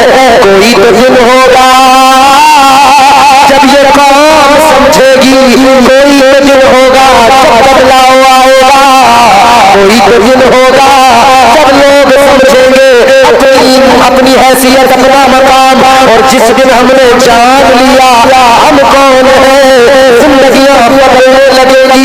एक पहचान है हमारी, ज्यादा कोई शनाख्त नहीं, बस एक पहचान है और वो ये है कि हम मदीने वाले आका के गुलाम हैं। सुभान अल्लाह माशाअल्लाह माशाअल्लाह, बहुत सबसे बड़ी हमारी कोई पहचान हो नहीं सकती, यही हमारी सबसे बड़ी पहचान है। हम मुस्तफा के नौकर हैं, हम ताजदार मदीना के गुलाम। प्यार नबी से करने वाले बोल दो सुभान अल्लाह सुभान। ये नई नई उम्र के गलों में बड़ी जान है, गालियां तो बड़ी जोर जोर से देते हो, गाने तो रास्तों में बड़ी जोर जोर से गाते हुए निकलते हो। अल्लाह का जिक्र करो, ज़बानें पाक होंगी, वजूद पाक होंगे, जोर से बोलो सुभान अल्लाह। प्यार नबी से करने वाले कल भी थे और आज भी है, प्यार नबी से करने वाले कल भी थे और आज भी है, प्यार नबी से करने वाले कल भी थे और आज भी है, उनके नाम पे मरने वाले, उनके नाम पे मरने वाले कल भी थे और आज भी है। नारे तकबीर, नारे रिसालत, नारे हैदरी, नारे गौसियत, मशरक़े आला हज़रत कारी इम्तियाज़ बरकाती साहिब क़िबला, सुभान अल्लाह सुभान। उनके नाम पे मरने वाले कल भी थे और आज भी है, प्यार नबी से करने वाले कल भी थे और आज भी है। चाहे कोई मुश्किल आए नाम मोहम्मद पढ़ चाहे जैसी मुश्किल आए, नाम मोहम्मद पढ़ चाहे ऐसी मुश्किल आए, मोहम्मद पढ़ दरिया तरने वाले, दरिया तरने वाले कल भी थे और आज भी हैं, दरिया तरने वाले कल भी थे और आज भी हैं, उनके नाम पे मरने वाले कल भी थे आज भी है कि नहीं है ना। अल्हम्दुलिल्लाह क़यामत तक रहेंगे हम, नबी के नाम पे मरते मिटते रहेंगे, हमेशा तैयार है। मगर मेरे अज़ीज़ों, मैं जो बात अर्ज़ कर रहा हूँ, हमारी हैसियत ये कि हम नबी के गुलाम हैं। बेशक बेशक, तो नबी के गुलाम के अंदर ये चीजें, ये खराबियां, ये तमाम बीमारियां, ये नबी के गुलाम में अच्छी नहीं लगती, ये नबी के आशिक का सेवा नहीं। इस्लाम ने एक दायरा दिया, लिमिटेशंस दी है, उस दायरे के हिसाब से जिंदगी गुजारो, उस दायरे के हिसाब से अपनी जिंदगी। बात को जल्दी समेटता हूँ और आखिरी बातें अर्ज करके गुफ्तगू को खत्म कर रहा हूँ। अब जरा मेरी आखिरी बातें ज़हन में महफूज कर ले। मैंने कहा था ना 3 बातें, एक तो कम बोलना, कम सोना और एक कम खाना। क्या जी बोलो, क्या कम खाना। हमारी कौम कम खाने को तैयार नहीं है, इसी चक्कर में ये बोल नहीं रहे। कारी साहब, मसला ये है, हमारी कौम की हालत ये है, कम खाने को तैयार नहीं है, हर मौके पर खाना चाहिए, हर मौके पर दावत चाहिए। देखो, बच्चा पैदा हो तब दावत, बर्थडे आ जाए तब दावत, शादी हो तब दावत है नहीं, वलीमा हो तब दावत, मंगनी हो तब दावत। अच्छा जी, कोई दुनिया में आए तब दावत, कोई दुनिया से जाए तब दावत, 40वां हो तब दावत, बरसी हो तब दावत ना हो तो फातिहा में न जाए, दावत ना हो तो 40वें में शरीक न हो, दावत ना हो तो किसी के लिए दुआ न करें, दावत ना हो तो किसी की शादी में शरीक न हो, दावत ना हो तो किसी काम में न जाए।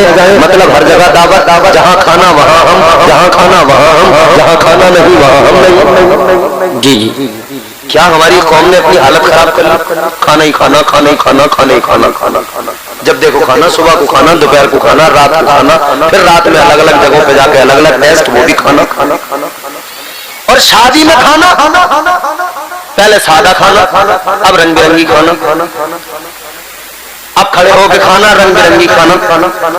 अब कंपटीशन हो गया, किसका ज्यादा खाना, किसका महंगा खाना, किसका अच्छा खाना, किसका ज्यादा आइटम वाला खाना, किसका रंग बिरंगी खाना।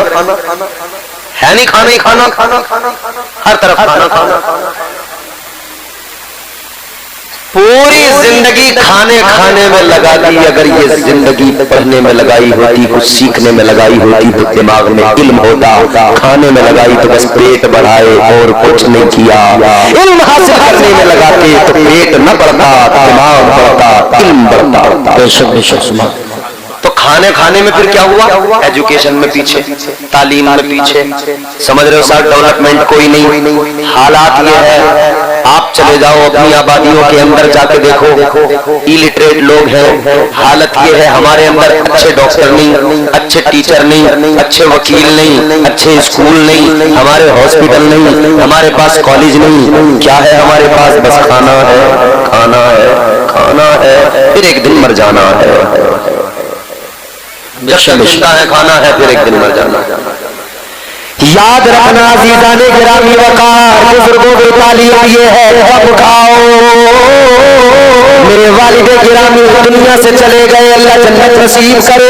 वो कहते थे, बेटा मुझसे कई बार कहते थे, बेटा कम खाना और कम खाना इंसान को कामयाब करता है।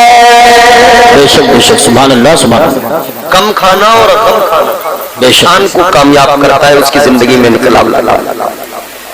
ज्यादा खाया तो सांस भी ठीक नहीं चलते, आ तो लिया भर भर के ठूस ठूस के। शादी में गए थे, पहले चंगेजी खाया, फिर फ्राई खा ली, फिर जो नहारी खा ली, फिर ये फिर वो, भरते गए, परत पे परत लगाते गए, जमाते गए। नारे रिसालत, नारे गौसियत, मसलके आला हजरत शाही खिताबत हजरत अल्लामा सैयद शवाहत मियां साहब किबला, शहजादे आले रसूल, शहजादे आले रसूल, शहजादे आले रसूल, पीरे तरीक़त हजरत अल्लामा सैयद शवाहत मियां साहब किबला जन्नत शरीफ, उलमा अहले सुन्नत। आप हजरात करीब करीब होकर बैठ जाएं। देखिए मुकर्रिर खुसूसी जो पूरे हिंदुस्तान का, हिंदुस्तान से बाहर भी अल्हम्दुलिल्लाह तकरीरें होती हैं, और सैयद साहब किबला बड़ी मुश्किल से हाथ आते हैं, तशरीफ ले आए हैं, तो कदर करें, बैठ जाएं। बहुत जल्दी इंशाअल्लाह खिताब होने वाला है।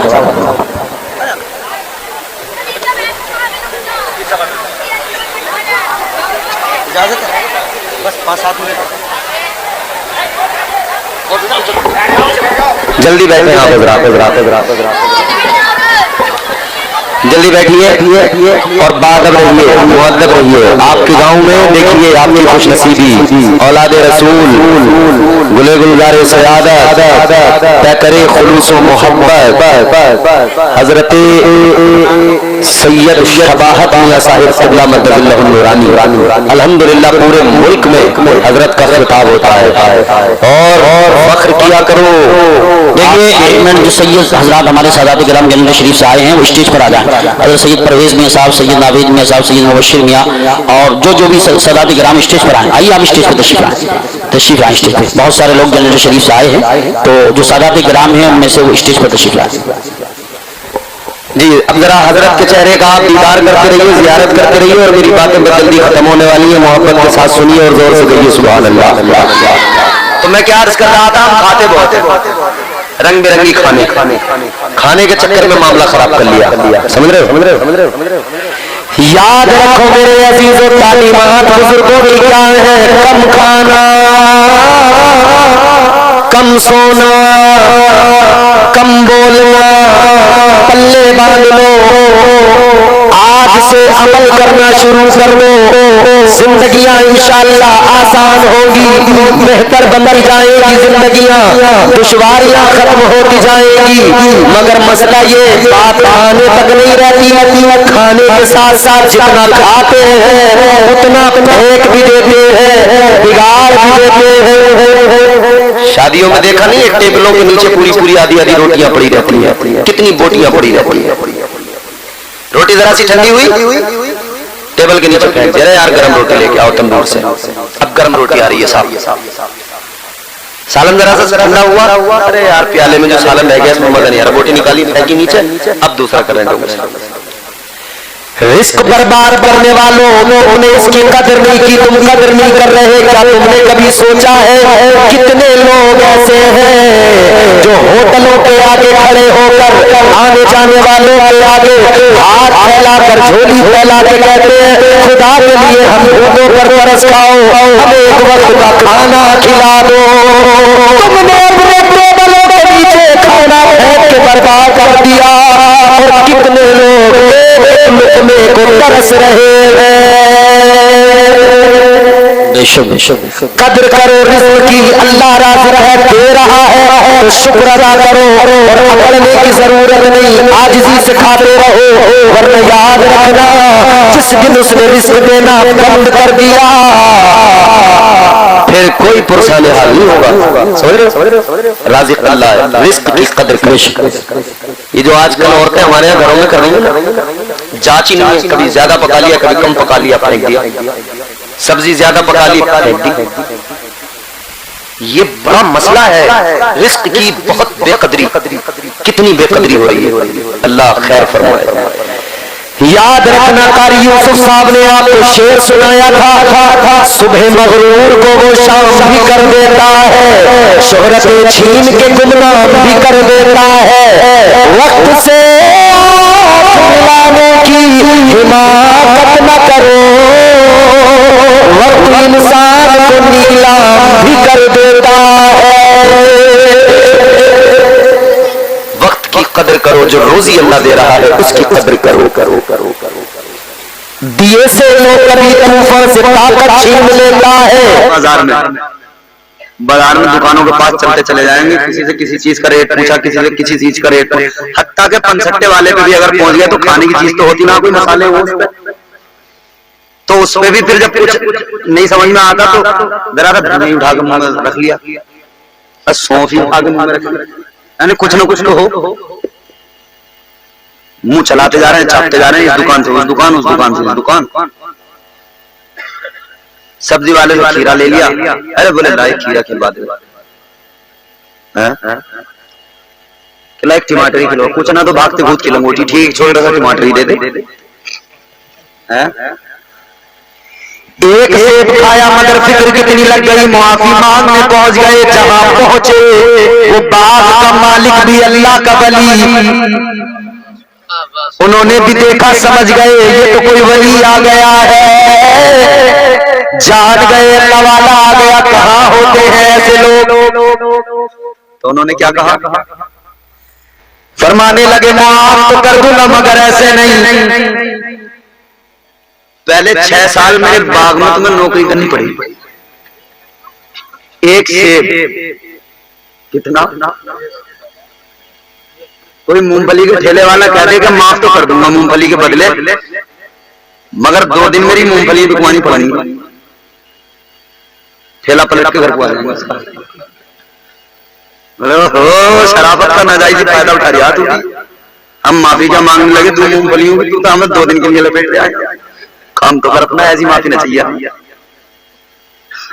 फरमाया 6 साल नौकरी करना पड़ेगी। तो इन्होंने कहा कर भी क्या सकते हैं, माफी चाहिए, कर लेंगे 6 साल नौकरी। लो जी बाग में रहने लगे, वही बाग में नौकरी करने लगे, न कोई तनख्वाह है न कुछ है, दिन से महीने बने, महीनों से साल बने, साल से आगे बड़ी गिनती 6 साल। हमने कितनी आसानी से कह दिया 6 साल, मैं लॉकडाउन का 1 महीना काटे नहीं कट रहा था, और हमने कितने आराम से कह दिया 6 साल। भाई 1 महीने तो काम बंद हुए थे लोगों के लॉकडाउन में, उस 1 महीने का असर रहा, कई महीने आगे पीछे कोरोना, वो पूरा साल ही लग गया उसमें, लेकिन फिर भी खास तौर पे जो वो 1 से 2 महीने का मामला था वो जरा खतरनाक था,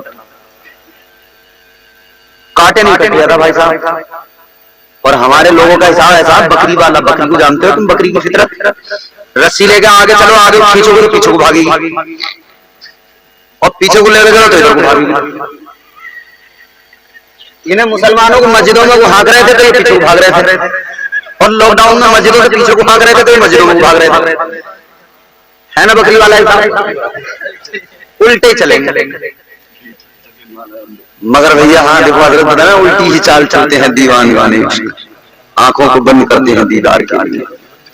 मगर ये वाली जो उल्टी चाल है ना, जो मस्जिदों से उल्टा भागने की, ये अच्छी नहीं है, दीवानगी की उल्टी चाल समझ में आती है, मगर ये वाली उल्टी चाल तो ऐसी है कि इस पे तो फरिश्ते मारेंगे बहुत, खैर नहीं। तो हमने बड़ी आसानी से कह दिया 6 साल, मगर 6 साल उन्होंने गुजारे ना यार, बाग में काम किया फ्री में 6 साल। मासूम अली साहब का तो रिश्ता इनके अब्बा अम्मा ने और रिश्तेदारों ने मिलकर तय कर दिया, अब शादी हो रही है, और उन्हें तो 6 साल पहले बाग में नौकरी करनी पड़ी, और फिर 6 साल के बाद में जब गए कि हुजूर 6 साल हो गए अब माफ कर दो, उन्होंने कहा अभी नहीं 6 साल और करो, 12 साल। जब 12 साल हो गए तो आके बोले हुजूर अब 12 साल हो गए अब तो माफ कर दो, एक से कब 12 साल हो गए अब तो माफ कर दो। तो उन्होंने फरमाया कि माफ तो कर देंगे, मगर एक शर्त और है हमारी, क्या कहा हमारी एक बेटी है जो आंखों से अंधी, कानों से बहरी, जबान से गूंगी, हाथों से माजूर, पैरों से माजूर है, तुम्हें उससे निकाह करना पड़ेगा। ये बैठे नौजवान, ये तो बहुत बड़ी बात हो गई, आंखों से अंधी, कानों से बहरी, जबान से गूंगी, पैरों से लंगड़ी, हाथों से माजूर। जितनी देर में ये बात बताई जाएगी इतनी देर में तो वो 10 किलोमीटर पार करके उधर निकल जाएगा, है ना। अगर जरा सा ये बता दो कि भैया रिश्ता तो बढ़िया है, मगर जरा लड़की के पैर में थोड़ा सा हल्का सा फर्क है, जैसे मोचना आ जाती है, पैर जरा सा टेढ़ा, करेगा कोई? बोलो भाई बोलो, कर लेगा इस कंडीशन पे कोई? तुम बोल नहीं रहे, देखो डर रहे हो, बताओ करेगा कोई? अरे गलत कह रहे हो, कर लेगा, बहुत से ये पता लग जाए कि 4 पहिया मिल रही है, कर ले। अरे थोड़ी बहुत मौज और थोड़ा बहुत पैर मुड़ा हुआ छोड़ो, अगर पोलियो की मारोगी की टांग होगी ना, और अगर 4 पहिया मिल रही होगी तो वो कर लेगा। एक नौजवान का रिश्ता हो रहा था तो हजरत उससे मैंने कहा, मैंने कहा भाई ऐसे ऐसे बात सुनने में आई है, पैर में कुछ फर्क है, तो तुम सोच लो यार तुम्हारी जिंदगी आगे दिक्कत ना आए। तो उसे पता लग गया था कि मामला ठीक ठाक है, पार्टी तगड़ी है। बोला हजरत अब बताओ, देखो ये तो अल्लाह की तरफ से है, कौन क्या कर सकता। अगर मान लो ये बिल्कुल सही होती और हम शादी करके ले आते, फिर हमारा घर टूट जाता, इसका पैर तो हम क्या करते, फिर भी हमें रखनी पड़ती ना घर में। मैंने कहा रखनी पड़ती, तो बोले बस ऐसे समझ लो अल्लाह की मर्जी है, जैसा भी है इसका हमें तो मंजूर है। मैंने कहा बेटे तुझे इसका पैर मंजूर नहीं है, इसकी दौलत मंजूर है। फरमाया आंखों से अंधी, कानों से बहरी, जबान से गूंगी, पैरों से माजूर, हाथों से माजूर, ये क्या करना पड़ेगा। अल्लाह वाले ने फरमाया कि कयामत के दिन फंस जाऊं, उससे बेहतर यह है कि इस माजूर लड़की से निकाह कर लेता हूं। हाय हाय हाय, ये दीनदारी। कयामत के दिन फंस न जाऊं, मैदान महशर में फंस न जाऊं, आखिरत का डर था, आखिरत का ख्याल था, हमें नहीं है आखिरत का ख्याल। उन्होंने सोचा आखिरत में फंस न जाऊं, चलो माफी तो मिल जाएगी, कर लेता हूं निकाह। राजी हो गए, कहने लगे मंजूर है। अब निकाह कर दिया गया, शादी कर दी गई। जब शादी हो गई और ये बीवी के पास गए, इन्होंने जाके देखा तो ये वापस आ गए और अपने ससुर के पास आकर कहने लगे हुजूर आपने जिसको दुल्हन बना के बिठाया है वो मेरी दुल्हन नहीं कोई और है। फरमाने लगे नहीं वो तुम्हारी दुल्हन है। नहीं वो तो कोई और है। आपने कहा था आंखों से अंधी, कानों से बहरी, जबान से गूंगी, हाथ पैरों से मालूम, वो तो ठीक था। आंखें भी सही है उसकी, वो सुन भी रही है, उसके कान भी सही है, मैं गया तो उसने सलाम भी किया, उसकी जबान भी सही है, वो तो कोई और है। अल्लाह वाले ने फरमाया बेटा गौर से सुनो, मैंने जो कहा था मेरी बेटी आंखों से अंधी है इसलिए कहा था, मेरी बेटी ने अपनी आंखों से कभी बेहयाई के मनाजिर नहीं देखे, अगर देखा है तो खोल के कुरान देखा है। कानों से बहरी इसलिए बताया मेरी बेटी ने कभी गलत चीजें नहीं सुनी, सुना है तो सिर्फ अल्लाह का कलाम, अल्लाह और उसके रसूल का पैगाम सुना है। कहते मैंने जो कहा था गूंगी है इसलिए कहा था कि मेरी बेटी की जबान पर कभी गलत बातें नहीं आई, जब भी बोली है हक बात उसने बोली है, जब भी उसकी जबान पर कुछ आया है वो या तो कुरान की आयत है या मुस्तफा की हदीस है या आका पर दुरूद और सलाम उसने कहा है। गौर फरमाइए, आंखों से कभी कुछ गलत नहीं देखा, कानों से कभी कुछ बेहुदा कुछ गलत नहीं सुना। कानों में ब्लूटूथ एयरफोन लगाकर घंटों गाने सुनने वाले फिक्र करें आखिर। कानों में एयरफोन लगाकर गंदी वीडियोस देखने वाले मोबाइलों में फिक्र करें कि इन कानों को अल्लाह ने बनाया है और कुव्वत समाअत दी है इन गंदी वाहियात चीजों को सुनने के लिए नहीं, इन गंदी वाहियात आवाजों को कानों को सुनने के लिए नहीं। अल्लाह ने यह कुव्वत समाअत इसलिए दी है कि हक बात तेरे कानों तक आए, तू उसे सुन और उसे सुनकर फौरन कबूल कर ले और तू उस हक बात को अपना कर इस पर अमल करना शुरू कर दे। ये आंखें अल्लाह ने इसलिए नहीं दी कि तुम इनसे गंदी वीडियोस देखो, तुम फिल्में देखो, ड्रामे। ये हमारे मर्द तो देखते थे तमाम फिल्में और ये तमाम चीजें। हमारी औरतें भी बड़ी शातिर हो गई, बड़ी पाकिस्तानी सीरियलों से फुर्सत नहीं मिल रही है। ये भी पाकिस्तानी नाटक जो आ रहे हैं ना सीरियल, और उन्होंने भी हद कर रखी है बेहूदगी की पाकिस्तानी सीरियलों ने। ये जो अभी स्ट्राइक हुई थी ना, एयर स्ट्राइक, तो हमने तो मोदी जी से मैंने तो ऑन रिकॉर्ड कहा है भैया एक काम करो, ये जो पाकिस्तानी सीरियल आ रहे हैं अब की बार स्ट्राइक जरा इनको करवा दो। ये पाकिस्तानी सीरियल आने बंद हो जाए, इन्होंने हमारे मुआशरे को बर्बाद कर दिया। इन नाटकों ने सीरियलों ने हमारे घरों की औरतों को आवारा मिजाजी दे दी। मार्केट में जाकर अब समझ में थोड़ी आ रहा कुछ, तो नायरा वाले कट चाहिए, नायरा पे फ्रॉक, नायरा वाला, क्योंकि उसमें देख लिया ना।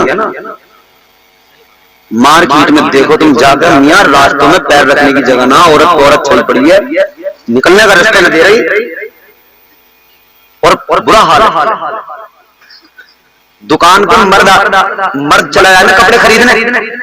हमारे यहाँ इस्लाम कहता है कि बीवी को शोहर ला कर दे कपड़े, बहन को भाई ला कर दे। आखिरी बातें मेरी खत्म हो गई। बहन को भाई ला कर दे या बेटी को बाप ला कर दे, इस्लाम का मिजाज है। तो औरतें बेपर्दे न फिरें। अब सिस्टम हो गया उल्टा। अब अगर मर्द अगर कपड़ा लेने चला जाए, और बिलखुसूस ये मौलाना लोग अगर चले जाएं, तो इन्हें खुद को शर्म आ जाती है कपड़े वाली दुकान पर जाकर ये कपड़े नहीं खरीद सकते, क्योंकि वहां औरतें इतनी हैं कि ये अकेले मौलाना खड़े हुए गिल्टी फील करते हैं, अकेले मौलाना खड़े हुए जरा शर्मिंदगी सी महसूस करते, तो ये वापस आ जाते हैं। क्यों? हमने अपने घर की औरतों को खुला छोड़ा। जाओ घूमो फिरो। ताजदारे मदीना ने ऐलान फरमाया, जिसके घर की औरतें बेपर्दा घूमती हैं, आका फरमाते हैं वो दय्यूस है। और ताजदारे मदीना ने फरमाया, उसे जन्नत तो बड़ी चीज है, जन्नत की खुशबू भी नहीं मिलेगी। कल को देखियो तुम, जब ये दूल्हा बनेंगे ना मासूम अली, तो चोटी सेरे में तमाम औरतें होंगी, और हो सके ऐलान भी हो, जानी भाई के यहाँ चोटी सेरे का प्रोग्राम शुरू होने वाला है।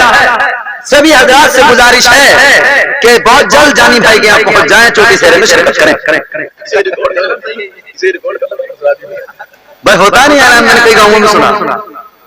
अब आगे सब औरतें निकल के 6 महीने से जिस औरत ने अच्छे कपड़े नहीं पहने, लीचड़ी सनीचड़ी फिर रही थी, आदमी इससे लड़ रहा था। अब देखो ये हिरन बन के पहुंची है, पर कटी बन के गई है। अब मोहल्ले से जब गुजरी तो सारा मोहल्ला कह रहे हैं चच्ची तो बड़ी खूबसूरत लग रही है, और वो चच्चा इस चच्ची से परेशान है जिसके निकाह में ये चच्ची है। सारा मोहल्ला राजी, और चच्चा घुटनों में सर रख कर रो रहा, हाय तकदीर कहां से ये मुझे मिल गई। ओ खुदा के बंदो, ये क्यों हमने अपने घर की औरतों को आवारा छोड़ दिया, खुला छोड़ दिया, पर्देदारी का माहौल पैदा कर। शादियों को जरा दुरुस्त करने की जरूरत है मेरे भाई, शादियों को शरई दायरे में लाने की जरूरत है। शादियां न दिखावे के लिए होती हैं, न ये जो है नशोनुमा के लिए होती है, न साहब ये नफसानी ख्वाहिशात की तकमील के लिए होती है, बल्कि ये अल्लाह का हुक्म है, हुजूर की सुन्नत है। ये जिंदगी खुशगवार बनाने के लिए, इंसानियत का सिलसिला आगे बढ़ाने के लिए अल्लाह ने एक सिस्टम दिया। सबसे पहला निकाह अल्लाह ने खुद हजरत आदम और हव्वा का किया, और उस निकाह में फरिश्ते गवाह बने, इजाब कबूल हुआ, कबूल इजाब कबूल, यही सबसे अहम चीज है निकाह के अंदर। और फिर गवाह हो उनकी मौजूदगी में इजाब कबूल हो जाए, तो सबसे पहला निकाह अल्लाह ने हजरत आदम और हव्वा का जन्नत के अंदर किया, और ये निकाह हो गया। इस निकाह को करने के बाद परवरदिगार ने इंसानियत का आगाज कर दिया, इंसानियत का सिलसिला शुरू हो गया। शादी नस्ल को आगे बढ़ाने के लिए होती है, शादी घरों में खुशियां लाने के लिए होती है, शादी नबी की सुन्नत अदा करने के लिए होती है, शादी कल्बी सुकून हासिल करने के लिए होती है, शादी जिंदगी की वीरानियां दूर करने के लिए होती है। तो याद रहे, शादी को इस्लामी दायरे में रहकर करेंगे तो शरई तौर पर जो शादी के फायदे हैं सब मिलेंगे। और अगर शादियों में नाचना गाना और खुराफात लाएंगे और ये तमाम चीजें लाएंगे, तो फिर जान लो खतरा ही खतरा है, खसारा ही खसारा है, नुकसान ही नुकसान है। अल्लाह ताला ने जब ये ऐलान किया तो सबसे पहले यहाँ एक चीज का जिक्र किया। मैं कुरान सुनाता हूँ, सुनिए और मोहब्बत से सुनिए, और हो सके तो मोहब्बत से कह दीजिए सुभान अल्लाह, सुभान अल्लाह। परवरदिगार आलम खालिक़े कायनात रब्बे लम यज़ल ला यज़ाल ने कुरान मजीद में ऐलान फरमाया, या अय्युहन नास इत्तक़ू,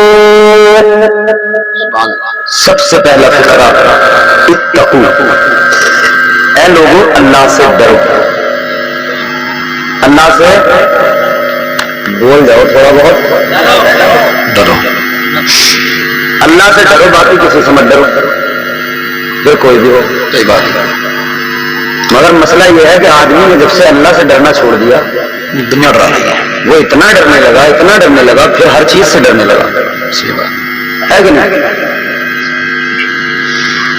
शादी का जलसा है, हद तो तब हो जाती है कि आदमी दुनिया में सबसे ज्यादा अगर डरने लगा तो अपनी बीवी से डरने लगा।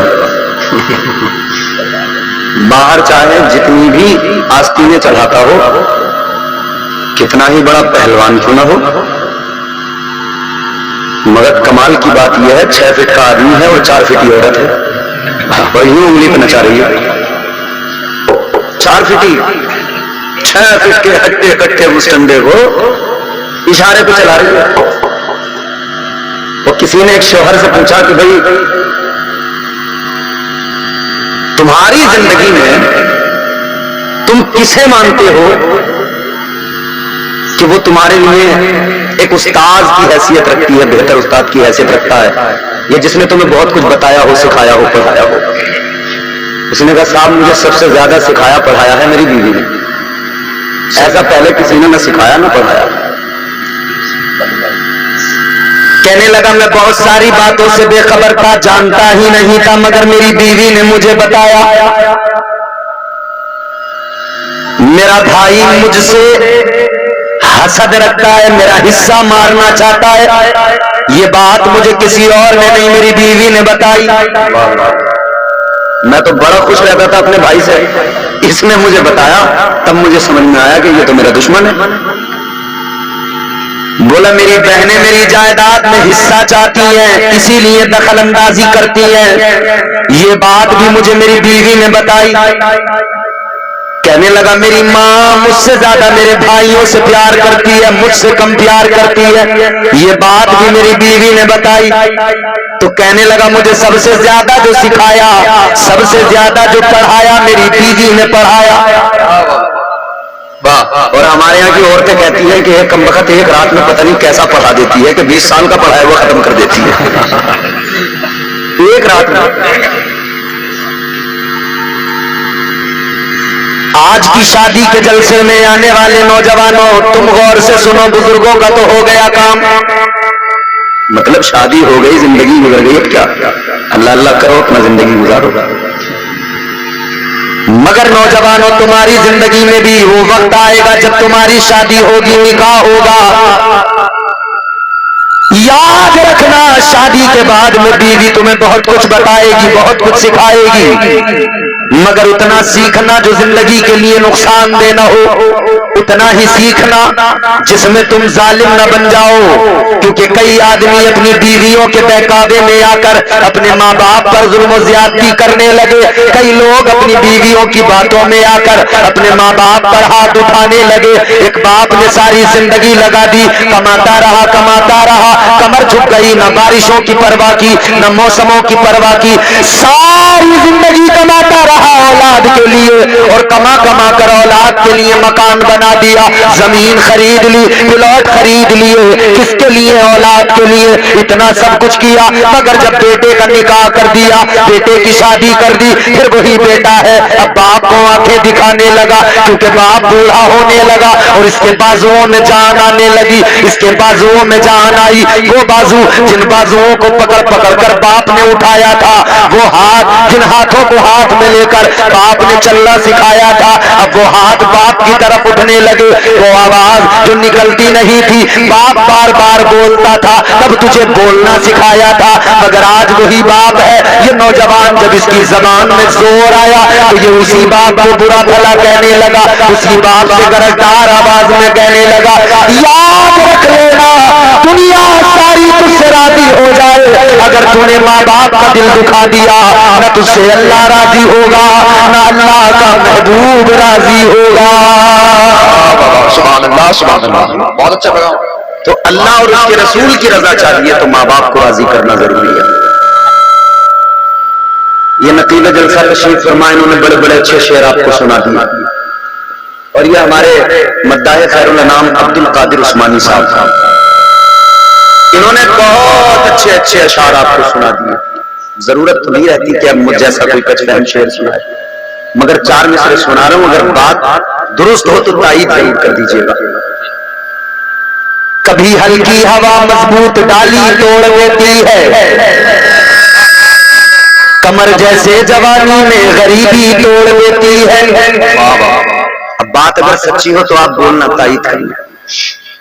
कभी हल्की हवा मजबूत डाली तोड़ देती है, कमर जैसे जवानी में गरीबी तोड़ देती है।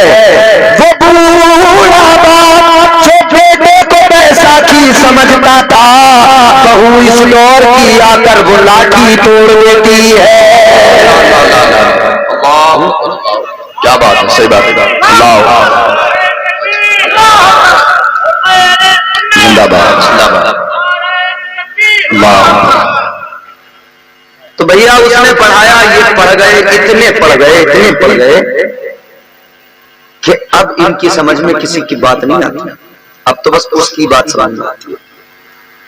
और हर तो उस वक्त हो जाती है 20 साल हो गए, 22 साल हो गए, 25 साल की उम्र हो गई। कपड़े यहीं से खरीद कर आप पीपल खाने से, बनियान अंडरवियर इसने पीपल खाने से खरीदे। सारी चीजें अब तक तो पीपल खाने से खरीदी, मगर जब बीवी ने आकर पढ़ाया, पीपल खाने में मिलना है अच्छे कपड़े, अम्मी के यहां मिले हैं अच्छे। तो ये इतना पड़ गया एक रात में, 2-4 दिन में, कि अब कपड़े भी ससुराल से लेगा, अंडरवियर बनियान भी वहीं की किसी दुकान से खरीदेगा। अब पीपल खाने की मार्केट में बेकार हो गई।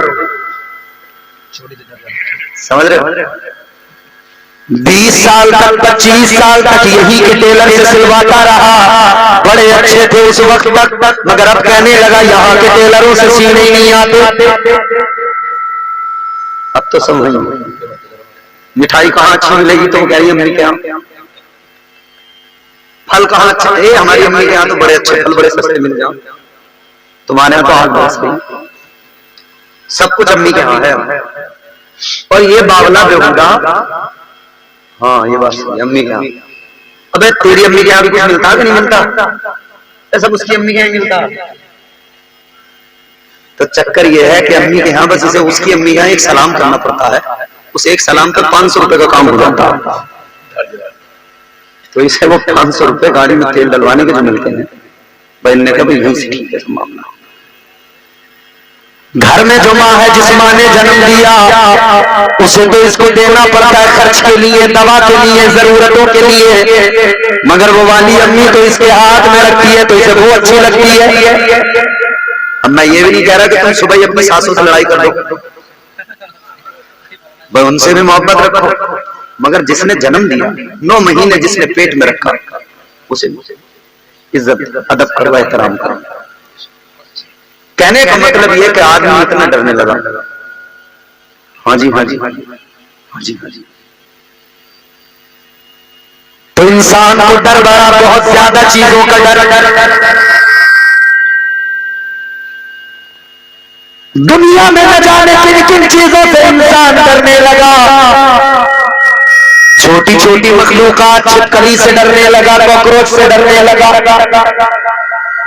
फिर बड़े बड़े कॉकरोच उनसे भी डरने लगा जो इंसानी शक्ल में होते हैं। राहत इंदौरी ने कहा था, मुनव्वर राना ने, लोग हर मोड़ पे रुक रुक के संभलते क्यों हैं? इन्हीं दो में से किसी एक का है, तो मुनव्वर राना या राहत इंदौरी।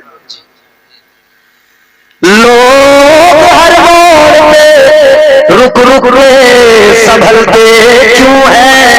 इतना डरते हैं तो फिर घर से निकलते क्यों हैं? कुरान ने मिजाज दिया, दुनिया से डरने वालों, ऐ लोगों दुनिया से ना डरो, अपने रब से डरो, परवरदिगार से डरो। तो क्या होगा?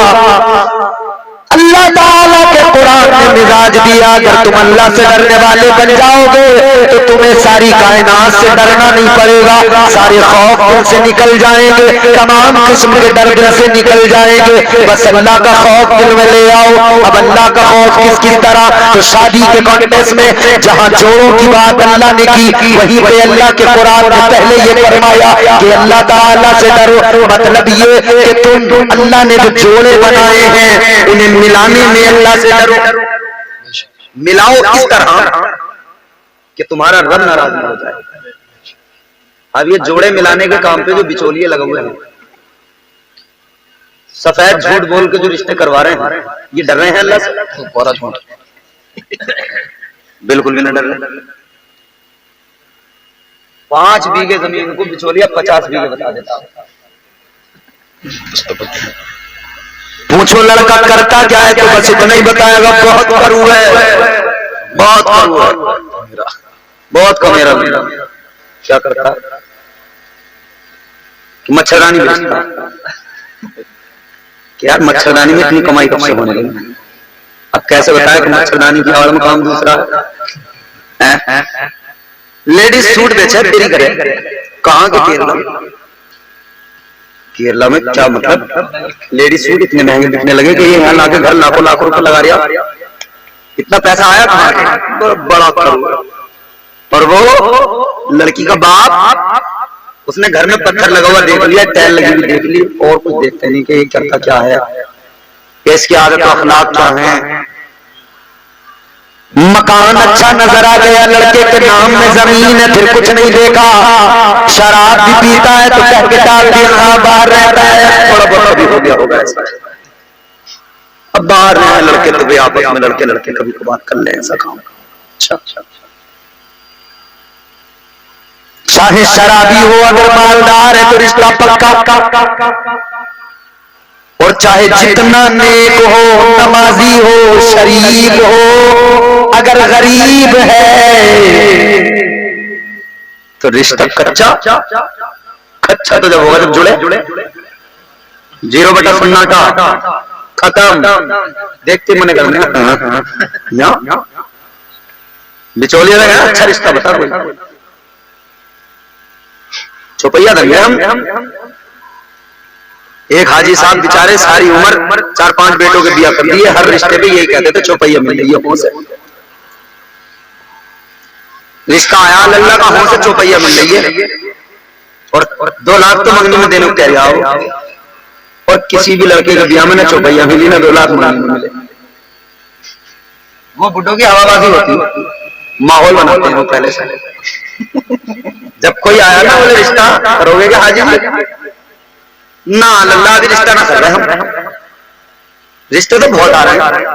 अभी परसों आया हुआ नहीं कर 2 लाख रुपए दिलवा दूंगा मंगनी में, मगर अभी हम करना इसे रिश्ता तो करना है। मगर ये बता रहे अगर 2 लाख की मंगनी का हो तो बता, अगर इससे नीचे कहा तो भैया मैं ना कर। क्या जमाना आ गया, संजीदगी खतरे में है, खुदनुमाई का चलन है, सादगी खतरे में है, सर छुपाती फिर रही है आबरू इस दौर में, या इलाही कर मदद पाकीज़गी खतरे में है। जब से कम ज़र्फ़ों की आमद मैं कदे में हो गई, रो रहे हैं जामो मीना मैं कशी खतरे में है। नारे तकबीर, नारे रिसालत, पैगामे मसलक। क्या बात है माशाअल्लाह। बात समझ आ रही है आप जी? हालात ऐसे नहीं डर रहे अल्लाह, झूठ सच बोल के रिश्ते करा रहे। अच्छा लड़के वाले मासूम अली, अल्लाह ताला तुमने कुछ रख के तुमने अपनी शादी में जल्द से सजा लिया, तुम्हारी शादी में बरकतें हो। अल्लाह आपके माँ बाप को सलामत रखे, जिन्होंने आपको ये जलसा सनत सजाया, आपने और उन्होंने मिलकर, अल्लाह शादाबाद रखे। वरना शादियों में बड़ी खुराफात है आज, झूठ सच बोल के रिश्ते हो रहे, नाक की लड़ाई में लड़ी जा रही है कि अगर ऐसा ना हुआ तो बिरादरी में हमारी नाक कट जाएगी। हमारे खानदानी ने रिश्ता किया है, वो बड़े मालदार है, अगर हमने किसी गरीब के यहाँ कर दिया तो हमारी नाक कट जाएगी। ताजदार मदीना ने ऐलान फरमाया 4 बातों को देखकर रिश्ते किए जाते हैं। कितनी? 4 बात, 4 चीजें देखकर, माल देखकर, हुस्न देखकर,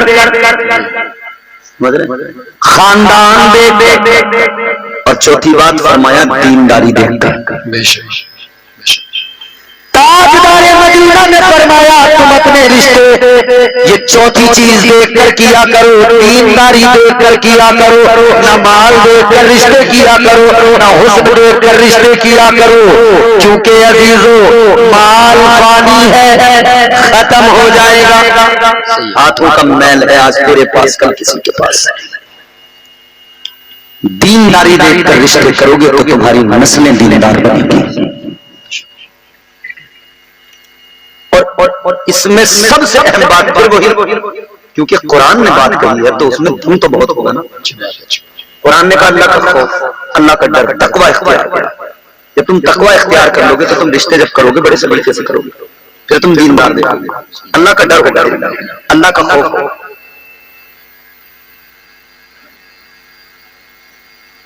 अब शादी अब तो बड़ा मामला आसान हो गया। लड़के वाले जो है ना वो बड़े इतराए हुए बैठे रहते हैं कि हाँ आएगा, बहुत रिश्ते आएंगे। लड़की वाले बेचारे परेशान रहते हैं।